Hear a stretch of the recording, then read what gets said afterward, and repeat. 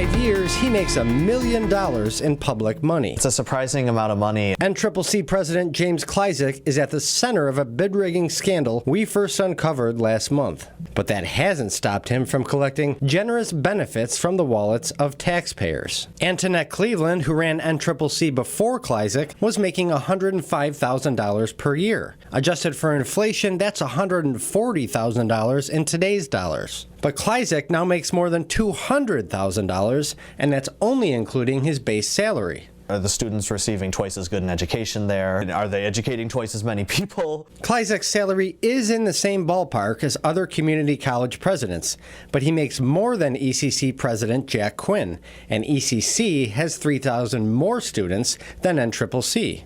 Faculty have criticized Klyczek for what they call his drive to concentrate power and control. They point to the College Association, a nonprofit group involved with the school's Culinary Institute that is now under review by the Board of Trustees. Internal documents obtained by 7 Eyewitness News show that in 2012, the year the Culinary Institute opened, association bylaws were changed to cut the number of directors from 13 to 3 and to remove faculty and students from the board. The documents also show that the association paid him $30,000 a year on top of his $200,000 base salary. As one person's compensation is rising so drastically at the same time that, power is consolidating within that person's circle, I think that's a huge red flag for public ethics. Klyczek also gets this Ford Expedition free of charge, and it's in pretty good shape because his contract states that taxpayers must buy him a new one every 2 years or 50,000 miles,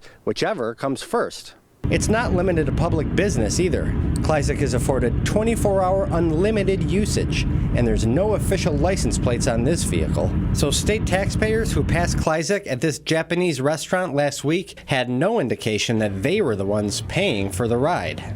Agencies like the Federal Department of Education, SUNY, and the FBI are now asking questions about the leadership at NCCC. But Klyczek, who declined our request for an interview, can leave it all behind while driving to his 3,000 square foot home in Clarence. That's because the highest paid public official working in Niagara County doesn't even live in the county he serves. Now, to be clear, Klyczek is not required by law to live in Niagara County, and that's because his salary is actually paid for by SUNY. But taxpayers tell me the generosity of that benefit package comes as quite a surprise. Charlie Speck, 7 Eyewitness News.